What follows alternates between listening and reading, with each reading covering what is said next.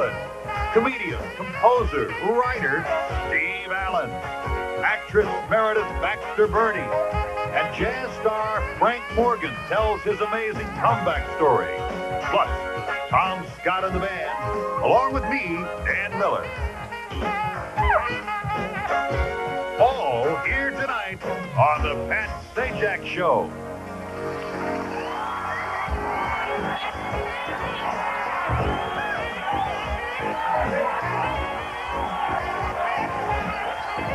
Ladies and gentlemen, Pat Sajak.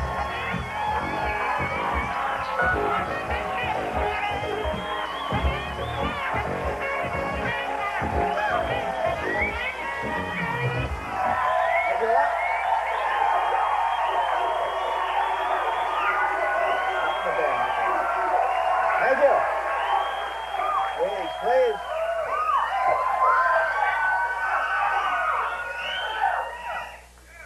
It's only me. Thank you very much. Where did this sort of additional screaming come from? People just want to go home and say that was me screaming like a banshee on television. Anyway, welcome to the show. Glad you're here. I did this. I shouldn't. Steve Allen's here, and I kind of stole this from Steve when I came out. When he's here, I think he patented this. He gets a nickel every time somebody does this. Have you read? I don't know how many football fans we have here, but the Raiders, the Los Angeles Raiders, are going back to Oakland.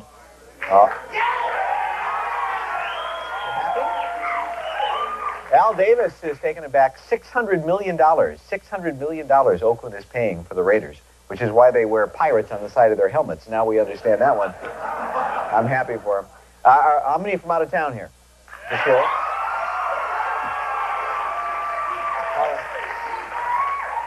Apologize for the weather. It was yesterday. There was sleet and hail here in Los Angeles. Either that or it was the Northwest Airlines cockpit crew having frozen margaritas. We're not sure which one, but we think it was.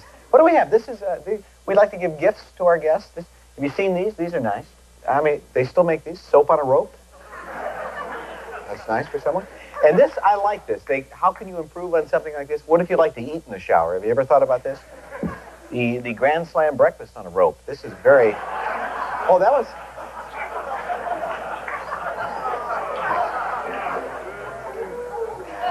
If I were in the audience, I'd boo, too. That's okay. Anyway, glad you're here. I mentioned Steve Allen, who is with us. This man is how would we describe him? An everyman. How would you describe yourself, Steve? Multi-talented. He wouldn't. He said, multi-talented, a lady from the audience said. Is Jane here? Veteran comedian, talk show host, writer, composer. This is his newest book. It's called Dump, and 81 Ways to Make Americans Smarter. And here's a fellow who should know. Ladies and gentlemen, please welcome Steve Allen. Steve?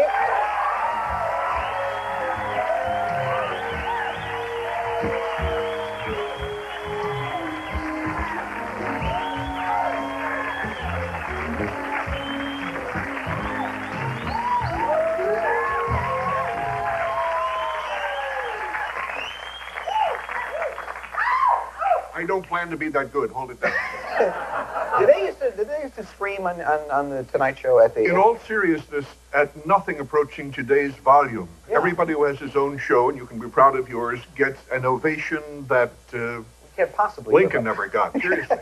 It's true, and there's lots of noises that are made now. Yes. It used to be sort of applause. And there's not as much outright laughter as there used to be in response to anybody's jokes, but you get a lot of people, instead of laughing, going, whoop!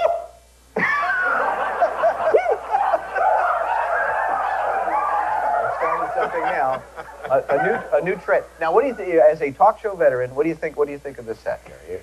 Tell me. It reminds me of the Moscow subway a little bit. It does.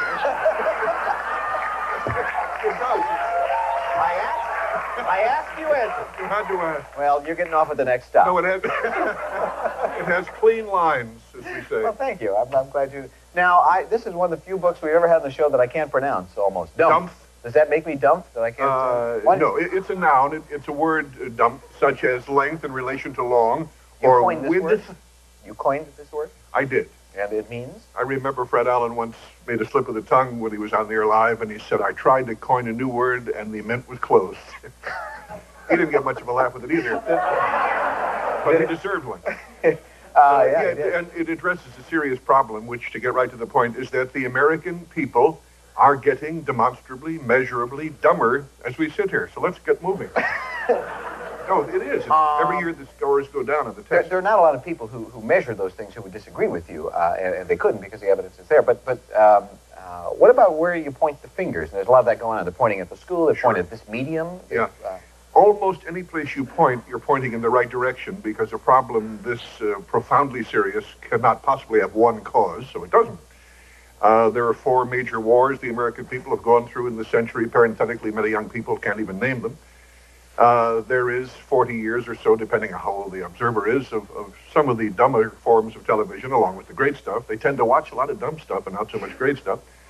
Then there is the popular music, starting from about 1950, which does not really compare with the George Gershwin, Cole Porter stuff. But in what sense do you think this contributes to the dumbing of a well, the melodies would neither help or hurt you unless you were interested in serious music. But the lyric messages are now largely ungrammatical. Some of them are even destructive. On the cover of the current Newsweek, they address the problem. It's one aspect of it. So it is not, as I say, any one of these things. There are problems with the schools. But the fact that many 20-year-olds now do not know what 10-year-old Americans used to know is seriously very scary. And I'm talking about baby stuff, such as, what's the name of that big country up to the north of the USA? Yeah. And a lot of folks just don't know enough to say Canada. Yeah. I mean, well, You note that only 4 people are screaming that they knew it. But you keep reading these surveys and these tests of which century was the Civil War fought in, and difficult questions like that for college students that they have difficulty with. Now rather than just outline a problem, I mean, here is a man with solutions, right? Yes, 81. 81 of them in number, and we will explore all 81 of them in order. Well, maybe not. When we come back with Steve Allen, stay right there.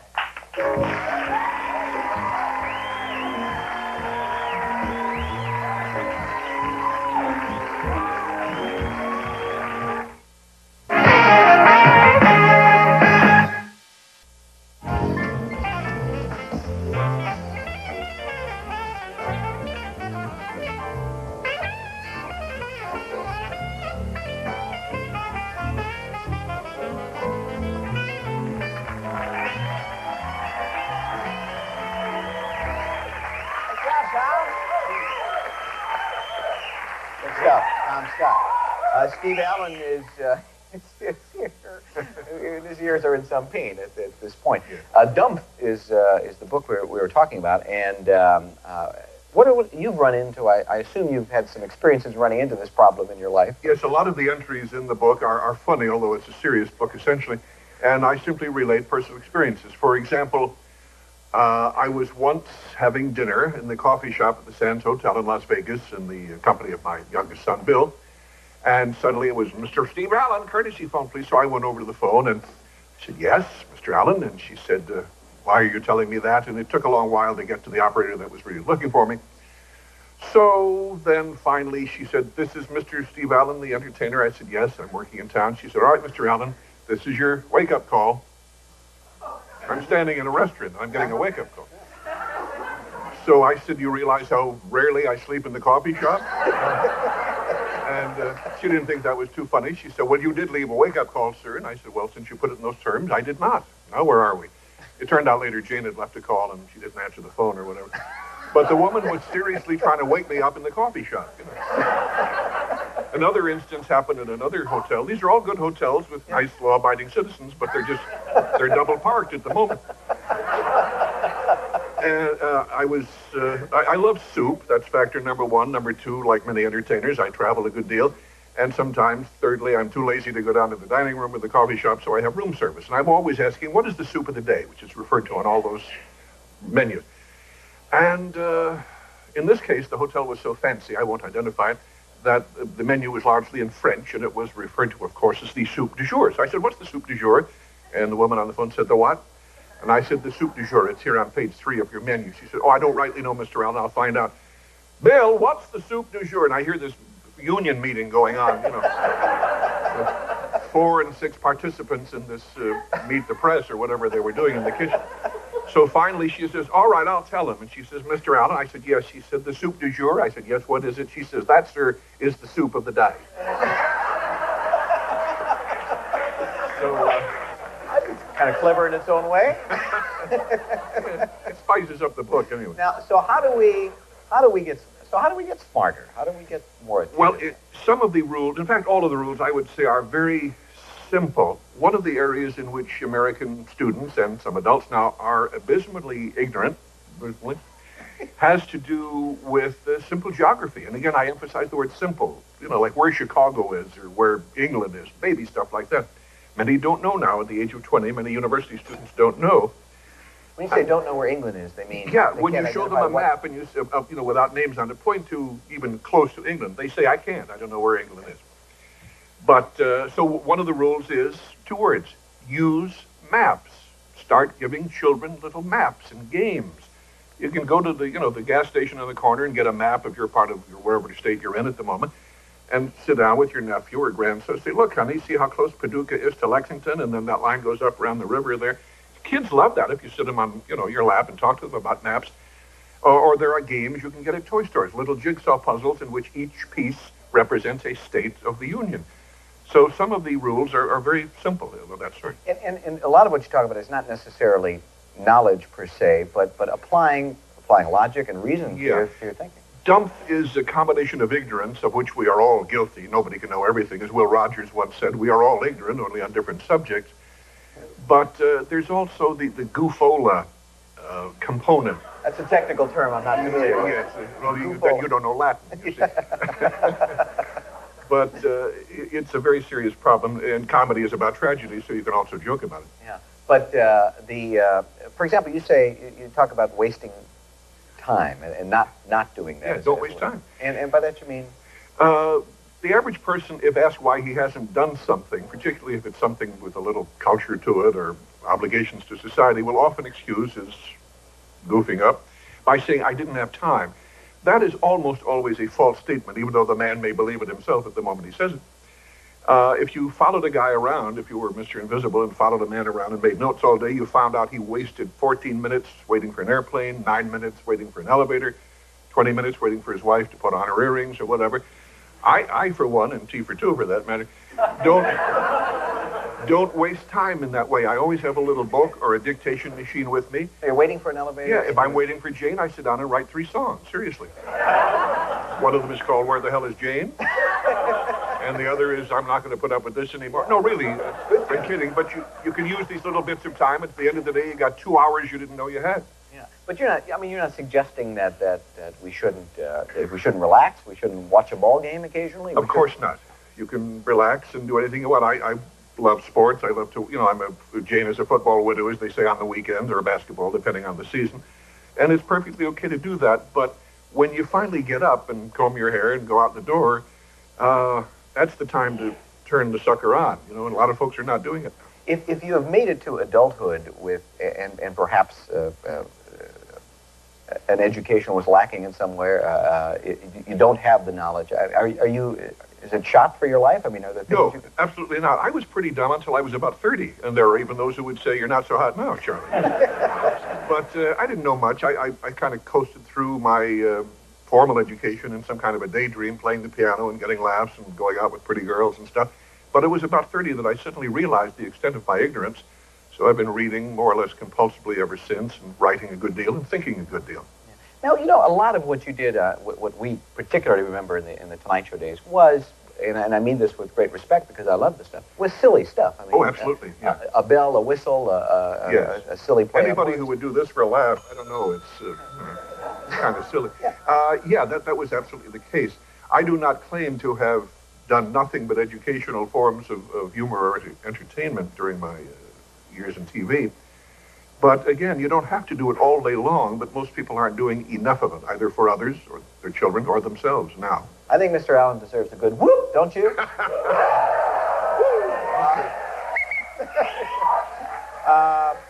Book makes a lot of sense. It's called Dump, and 81 Ways to Make Americans Smarter. It's always great having you, Steve. Stick around. We will see you later. Thank you, Pat. Steve Allen. Take a break. Meredith Baxter Bernie will join us.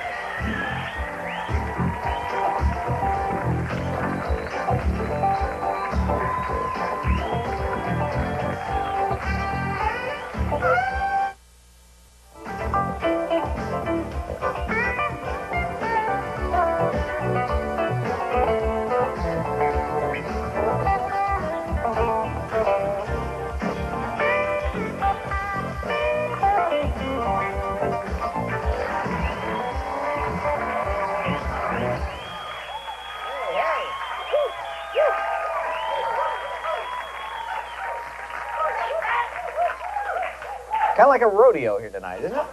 We're always happy when this lady is here. She'll star in the upcoming movie Kissing Place on the USA Network on April 11th. She's also just finished Burning Bridges. That's the name of a project. On an ABC movie, and will perform at the Pasadena Playhouse this coming Sunday and Monday, doing love letters. Gosh, she's busy. Here's Meredith Baxter Bernie.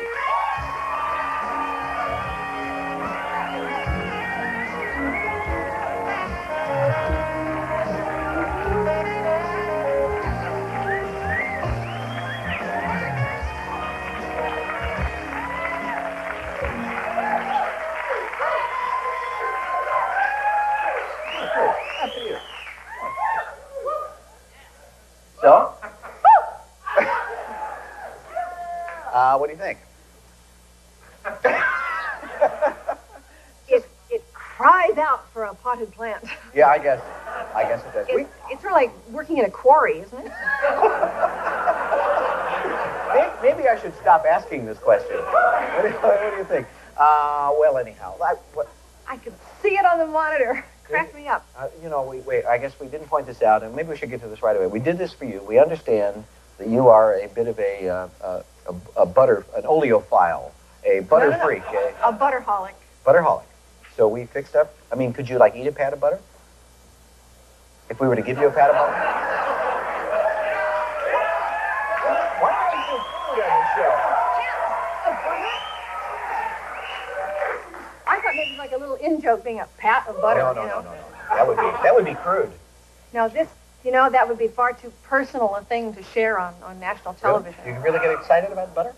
There's something I won't tell you about, Pat.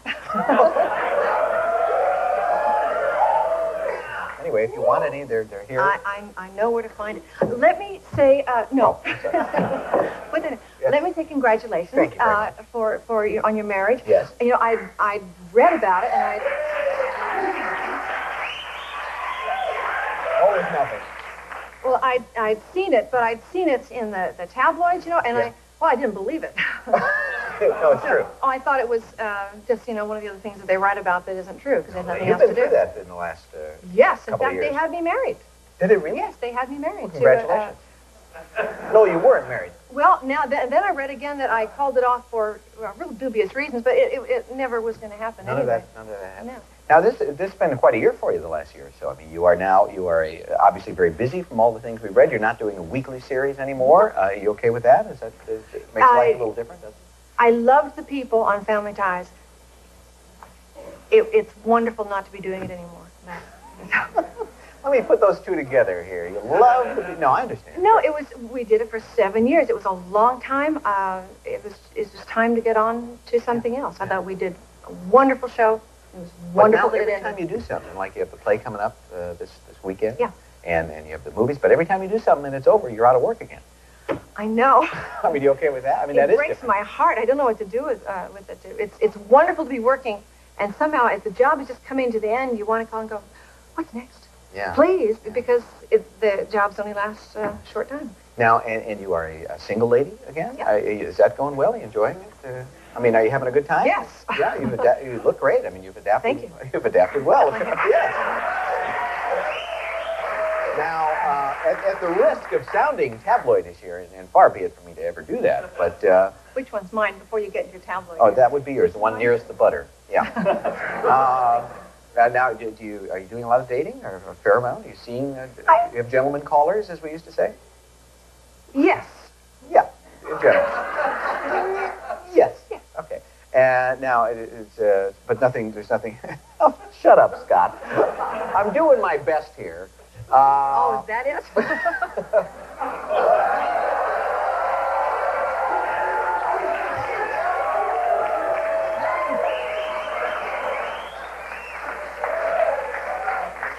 Kind of slides right down, doesn't it? Yeah, it does. Boy, Swallow the rest of it. boy, I think I'm going to be sick. No, thank you. I'll It's get nice. The cold makes it congeal. Oh, what to do for a cheap laugh.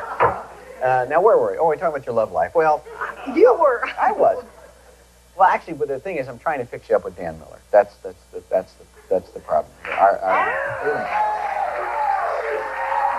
He's a great guy, a gentleman. He won't spend much on you, but is that important? I from talking to Dan before the show, I had a feeling he's probably doing fine on his own. No, he's not. Would you now? Would you? The '90s were not. Will you call a man and ask him to go out? Is that okay? Do you have a list? No. I mean, have you done that? Yeah. Yeah. I know. I don't think there's anything wrong with that. There was some discussion about a certain woman. I don't know the name. Oh, we had an etiquette expert on recently Yes. who was saying that it's okay to do that, but if the woman invites the man out, the woman should pay for the evening. A lot of male hands banging. Yeah. And only male hands, I'm sure. But at the same time, would you say that if the man calls, that he is to pay for the whole evening as well? I think sharing is real nice. Really? Got a man from Holland applauding. Okay, well, that's fair enough. Well, perhaps we can move on to something else. But first we should take a break. Pretty much beating that into the ground, have we? We have. We'll pursue this. I'll be back on the Rona Barrett Show in just a moment. So stay with us.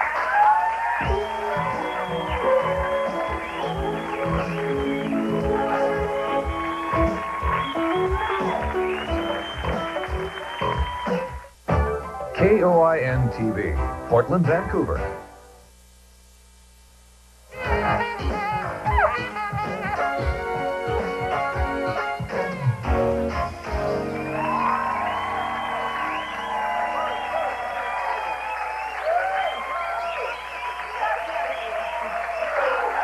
Back with Meredith Baxter Bertie. I mentioned all these projects you're working on. Not one, but two movies. Which one's the racy one? I hear there's one where there's just really wild stuff going on the screen.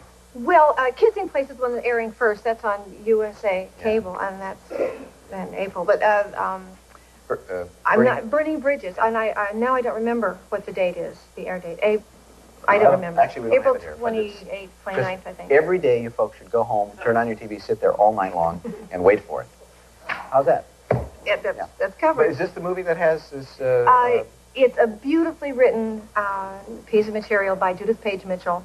It deals with a woman who's been married for 16 years and has an affair. She's outgrown the marriage that she was in, and she's looking for another life. It's just time for her. And it's Nick Mancuso plays my husband, and Derek DeLint plays my lover, and Lois Childs is his wife. Is there a scene that caused some trouble, or that the network had some trouble with? Well, there are a lot of things that I think were of great interest to standards and practice, and they paid attention. There's one beautifully conceived scene that I think was a potential problem for them, but I think they realized how the strength of the piece is that it's so honest that there's no pulling punches, a real sense of relationships between the people. And it's easy to say that, but it's hard to sell something on the basis of, oh, it's so honest and so true. Yeah. It's not like that. You show a lot of skin?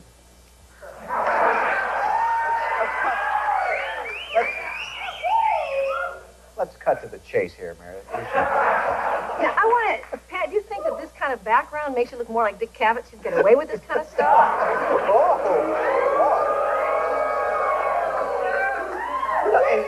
And we're really good, close personal friends, and she just kids me all the time with this. No, was that I mean, did you? Okay, I should take this as a serious question. Well, it wasn't as serious as we get here. I mean, was that a problem? Yeah, but it's television. It's not. So not. No, the same things that are seen on television are the same limitations are the same ones that were at work on this film. But there's one situation which I think was difficult for them. The husband knows Nick. The husband knows that she's having an affair. She has told him, and they are still together. But he comes back to her bed for the first time, and starts to make love to her. In the process, he's saying, "Does he watch you get undressed? Do you leave the light on when you make love? Does he do this to you? Does he do that?" And using her relationship with the other man to stimulate their own lovemaking, and I think she's excited anew by him in a different way. I'm kind of, well, I'm excited too. I'm sorry. I'm an easy target for this. So let me slather myself down with a couple of pats of butter. Boy, how would Dick Cavett handle this now? By the way, are you a vegetarian? Is this true? Yes, but it doesn't matter that this comes from an animal. I will still eat it. So you're not a true vegetarian? Yes, I am. Well, I thought, don't vegetarians not eat anything that's animal related or sounds like an animal or once was near an animal? Or? No. The rule that I go by is that nothing with a face and nothing that has children. And I defy you to come up with a pat of butter offspring. Yeah. So that's it. If it doesn't have a face and never had children, you'll eat it. pretty much.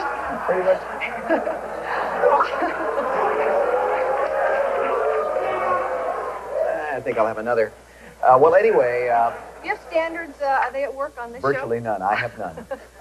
Kissing Place, the USA Network, April 11th, an ABC movie called The Burning Bridges, which will air sometime in the not-too-distant future. Yes, and Love Letters and this weekend at Pasadena Playhouse. Sunday and Monday. With David Ogden Stiers. Good. Have a good time there. It's always great seeing you, and hope we'll see you a little bit later. Meredith Baxter, don't move. Stay right there, please.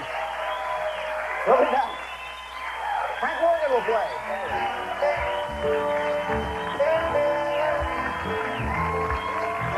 The Pat Sajak Show, sponsored by Hershey, the great American...